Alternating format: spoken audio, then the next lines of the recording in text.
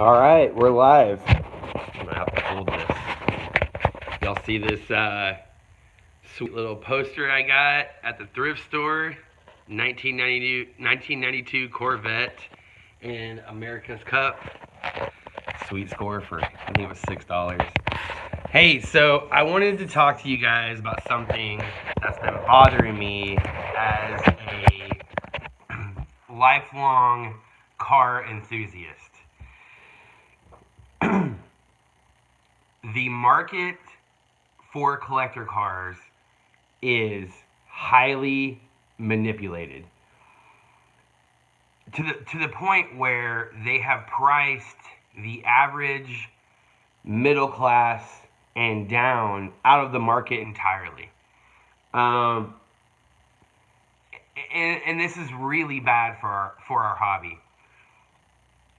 So basically, they have gentrified our hobby of collecting cars and enjoying them, and the passion that automotive enthusiasts have for collector cars. And it can be anything from a Model T Bonneville Salt Flat Racer build, a 70 CUDA with a 440 six pack in it, or whatever, Challenger. Uh, it could be an 80s M3. It doesn't matter.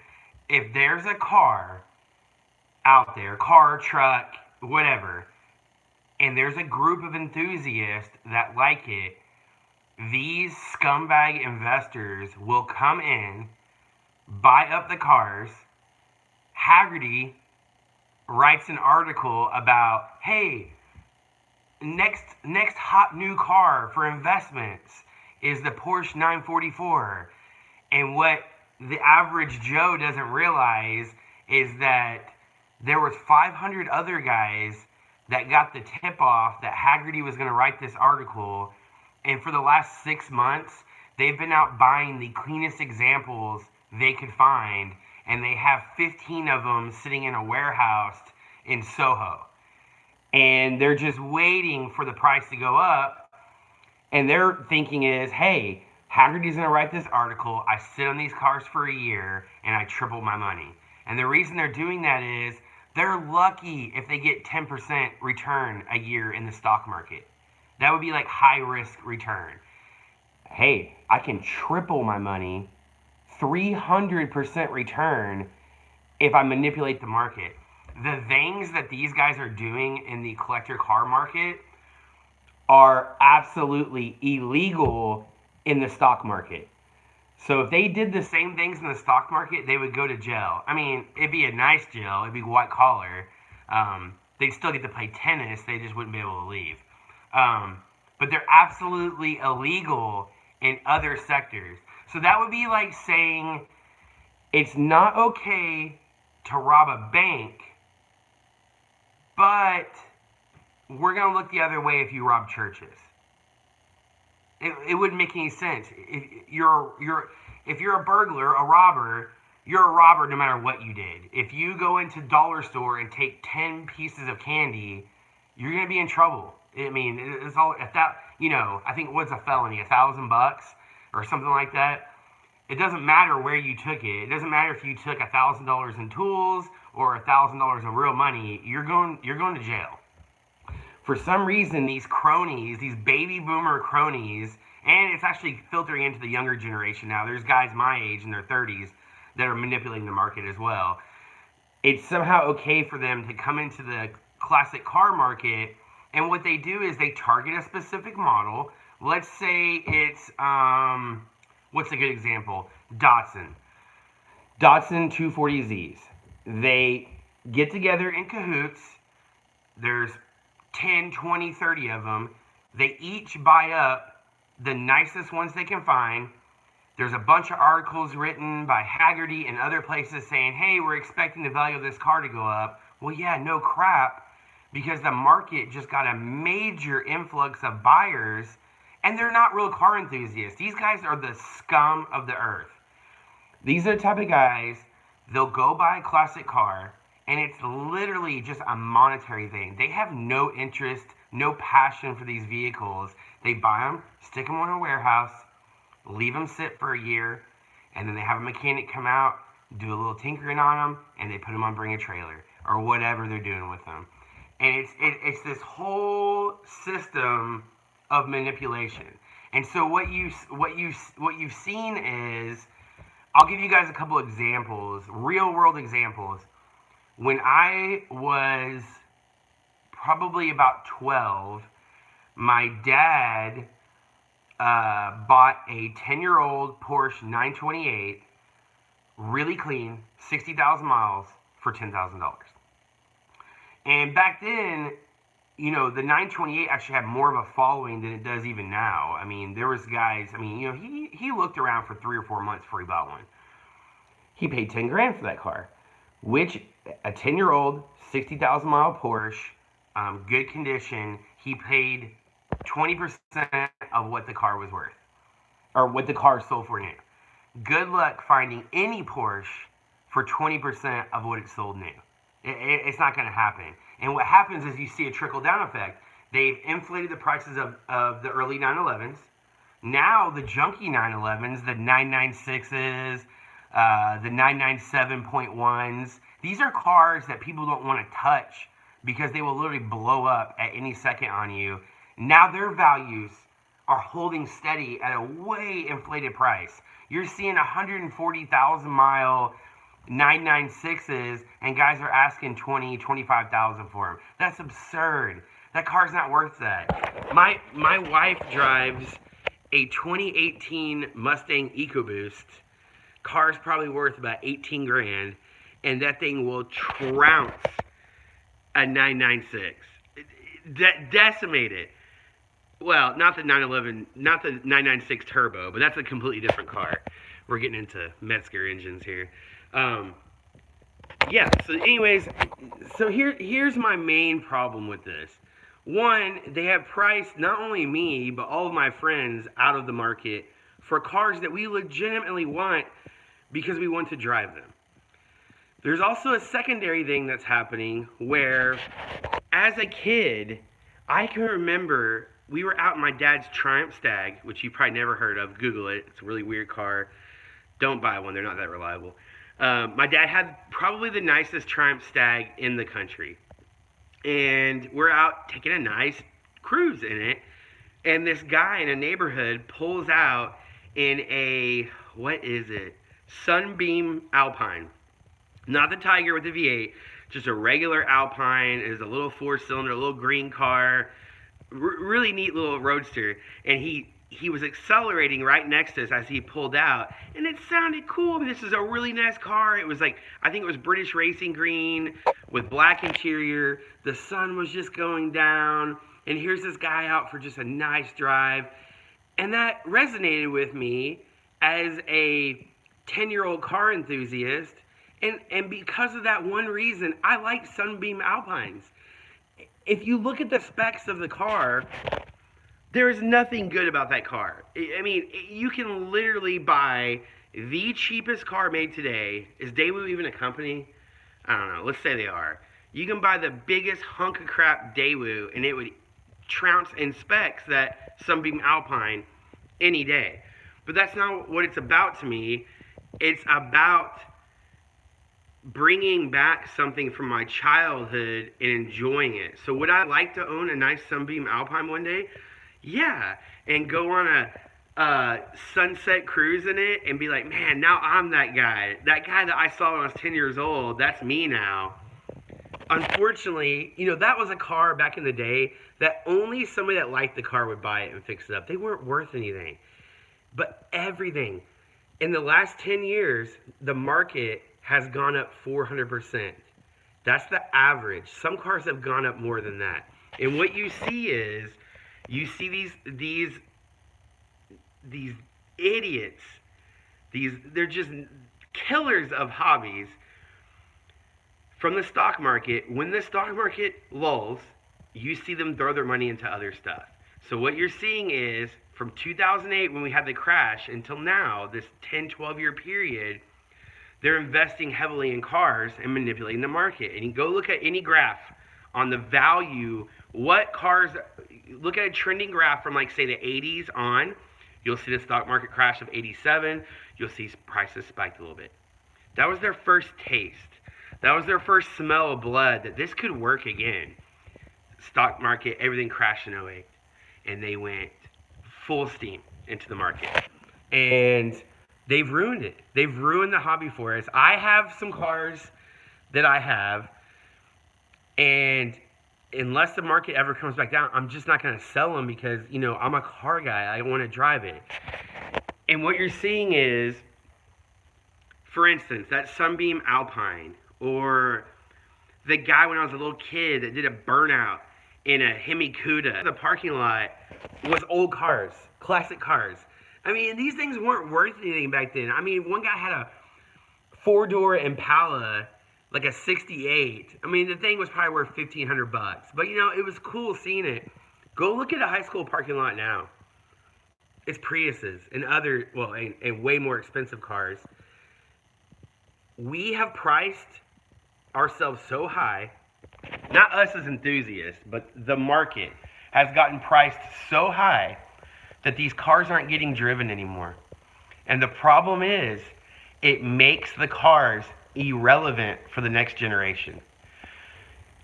If you interviewed my son right now, who's 13 years old, and you ask him what the most memorable experience he has with cars, he's only going to tell you stuff that I've done. Oh, me and my dad, we used to drive around in his 2012 Boss 302. Or we used to drive around in a Miata and we'd go race it. So he's interested, as he gets older, he's going to have an interest in 2012 Boss 302s and Miatas. Okay? That's not a normal kid, though. He grew up with a car enthusiast. What about the kids that have never seen an old classic Challenger, an AMX, a 68 Camaro, a 66 Mustang Fastback, a 88 BMW M3, any of these cars, they've never seen them on the road because no one's driving them. They're going to have no interest. And this is how our hobby dies. It's because the younger generation has no interest in what we've been doing.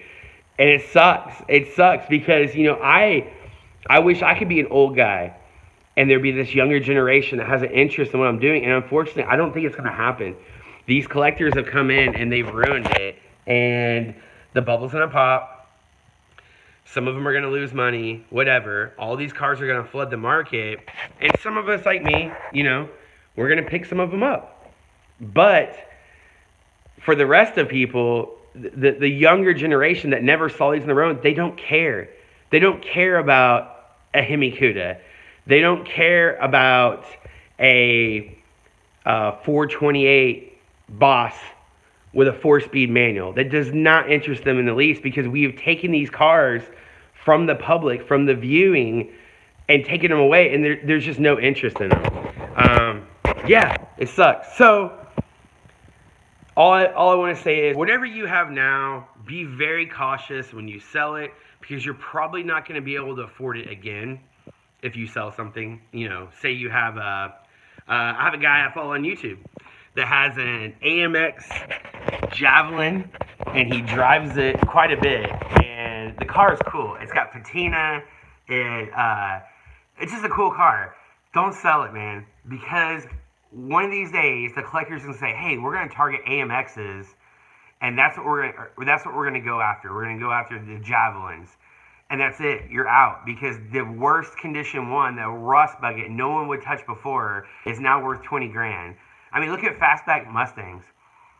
Look at 65 through 68 fastback Mustangs. Look at the hunks of crap people are trying to get 20 grand for. It's amazing. I mean, these cars, I mean, when I was a kid, nobody even wanted a fastback or a coupe. The only thing that brought value was convertibles. Convertibles with the 289. That's what everybody wanted.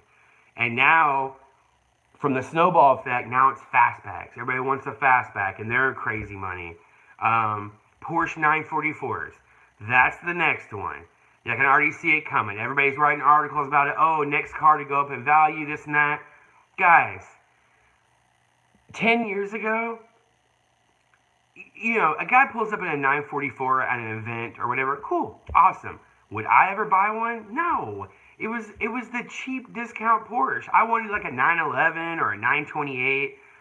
These 944s are about to explode in value, right? A car that really nobody wanted 10 years ago. I mean, you could get a nice running, driving one for $2,500. I mean, a really nice one. Those same cars, watch. Those same cars are going to be 15, 20 grand pretty soon. And then what's going to happen? People that can't afford those, like, man, I really want a Porsche, but now I'm priced out of the market. Oh, what about 924s? That's a car that literally nobody wants. They're going to go up in value. It's a snowball effect, and it's literally pricing everybody out of the market. It sucks. It sucks. So, my advice to you guys is hold the cars you have. Be very careful about selling them because you might not be able to afford them again. Muscle cars, I think, are coming down, which is good because I like muscle cars. British Roadsters have never really seen that big of a gain. They're a little cantankerous, but at least you can have a fun car cheap. And get out there and drive these cars. Drive them. Show everybody, when was the last time, you saw any of these cars out on the street? I have a good friend of mine building a Integra Type R replica. He got priced out of the market. He's wanted a Type R since he was in high school. It was a cool car. He really liked him. He's priced out of the market. So he's building a replica in his garage. He's going to have a fraction of the value, maybe, 20% of what you can get a Type R for. He's going to have one that looks just like it. It's going to be faster, brake better. So performance-wise, it's going to give him all the joy at a fraction of the price. And he's going to drive it. He's going to drive that car to work every day. And I'll tell you what, there's going to be people that see that really clean Integra, and they're going to go, man, that's a nice car. I'd like to have one of those. I forgot how good they look. And a little pocket of guys in Dallas, Texas will start buying Integras and fixing them up. And that's how it should be. We should be out driving these cars. So anyways, I hope this wasn't a rant. I just want to, let's get a look at that. Let's get a look at that vet there. I just wanted to kind of explain to you guys what I've figured out over the last couple of years about what's going on with the car market. Because a lot of real enthusiasts are left scratching their heads. Like, what happened to my hobby? Like, this is insane. And it stems all the way. Some of you guys would never consider owning a Miata in your life. I've had a couple. It's a great car. Even Miatas, you got the guys in there that are like buying up some little old ladies, 93 LE, which was a special model in 1993. They got it for $6,000. They put a couple $1,000s in and clean it up, and they've hyped up the prices so much that low mileage 93 LE might go for $20,000. Where 10 years ago there was one for sale in my town. I missed it. Actually, my dad missed it. We both were going after it at the same time.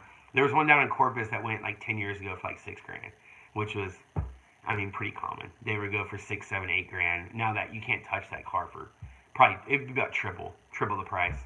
So anyways, as enthusiasts, we just have to move on. We have to find other cars that will bring us that same amount of joy and not price us out of the market. So you have my good friend in Dallas, Brian, who's building a Type R replica, and he's going to enjoy the crap out of it. You've got me. I've got a 67 Cougar in the shop that I'm working on. I'm priced out of Fastback Mustangs. I've wanted one since I was a kid. They've gotten too expensive. Hey, what about a Cougar? It's almost the same thing, and I'll get all the joy I would get out of a Fastback with a fraction of the cost. So just be smart about your purchases. Obviously, if there's something you really want and you're going to sink some money into it, I can't fault you on that. But there are alternatives to every car that are very similar. And, let's just hope that this gentrification of all the vehicles that we've come to enjoy and love will just give us new opportunities to move on to other cars. And, hopefully these investors get burned. and the bubble pops, and they all got their fingers and toes burnt, and they stay out of the market. And I would encourage you, when you see articles from Haggerty saying next thing to bring value, or you see an auction that's literally being manipulated online. I just saw a Porsche 911 I was looking at. It was bid up to like, I was on Bring a Trailer. It's a brown one. It's on there right now. A brown 911. It was bid to like 3 or 4 grand. Car's not that nice. It's got a bunch of rust holes. It does have a lot of service done. And the bid went from 4. And now, mind you, the auctions, at this point, the auction was going for another 4 or 5 days. It went from 4 grand and it jumped to like 30 grand in one bid. Who does that? A market manipulator, a guy that has a bunch of 911s. He doesn't want to see them go through for dirt. This car was represented very badly. It was probably going to go very low. So in his mind, he's got money, right? He's got time. He's retired. He's got $1 million sitting in the bank. $1 million of playing money, right? He likes 911s, or he might not even like them. He likes how much they've gone up in value, and he's got 5 of them. Okay, each one of these cars is worth $50,000. That's what Haggerty says. Who goes off auction data, like Bring a Trailer, Mecum, all that stuff. He sees this car going too cheap. Okay, now if it goes cheap, if it goes for 20 grand, he loses 10 or 15 grand value on all his cars. So he has 5 of them. It's $100,000 loss, right? So he says to himself, hey, this cheap 911 that's going through, I'm going to bid it up. I'm going to bid this car up. If I get it, fine, whatever. I get this car, I'll just flip it. It'll keep the values up. So I invest 30 grand to buy this 911 that's not that good a shape, and I save myself from losing 100,000 of the other 5 I have, and then I'll just flip it.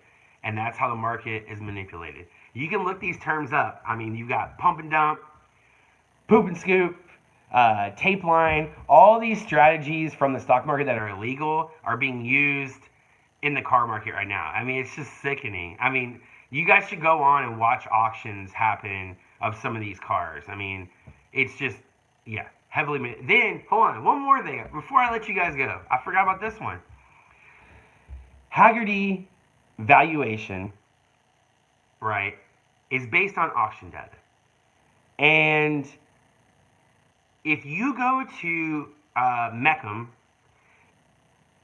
or any of these, Barrett Jackson, and I spent $100,000 buying a 446 pack Challenger, $100,000. I bought it. There's a buyer's premium on there, and it's like 12%, and then like plus 10% over a certain value, whatever. It tacks on about, I don't know, when it's all said and done, let's just call it 12%, okay? These auction houses will report, and you bought it for $100,000, and then you had a fee because you went to an auction house to buy it, right? They will tack on that $12,000, report that to Haggerty as the vehicle sold for $112,000, and so then Haggerty lists the value. They put that in their valuation scheme, and now the price went up. Well, the price went up. So next year, somebody bids $112,000 for the top nicest one, and he gets that car. Now they tack on a $13,000 buyer premium.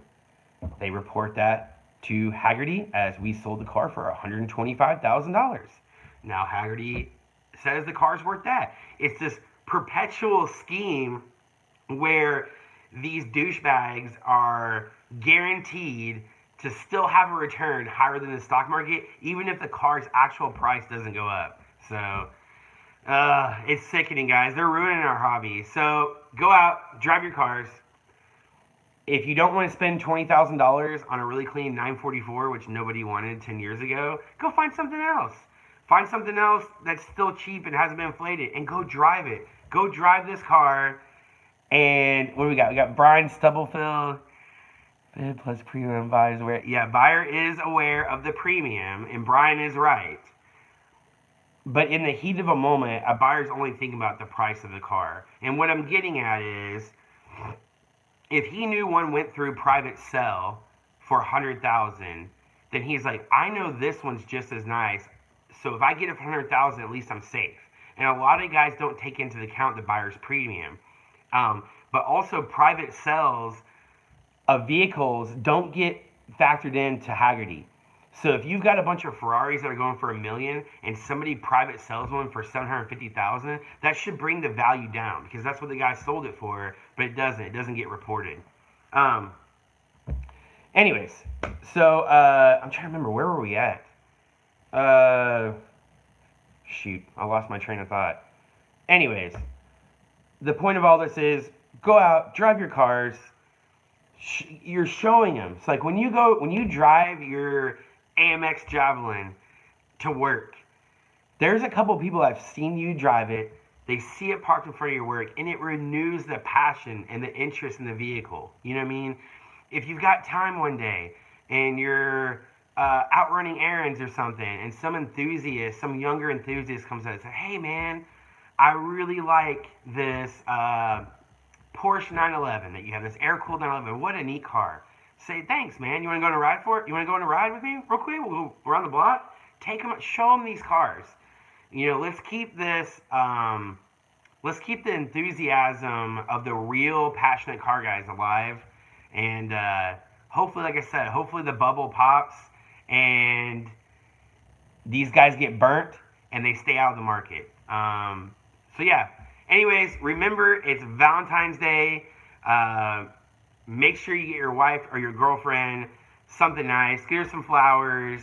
You don't have to take her out to eat. It's always nice sometimes to grill out and have a nice meal by yourself. But show some love to your wives and girlfriends or whoever your special significant other is, because they put up with all our car shenanigans. And I think it's worth once a year saying, "Thank you for putting up for me and all my burnouts."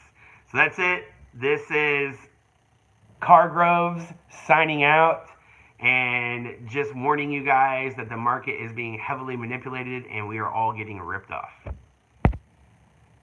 How do I end this?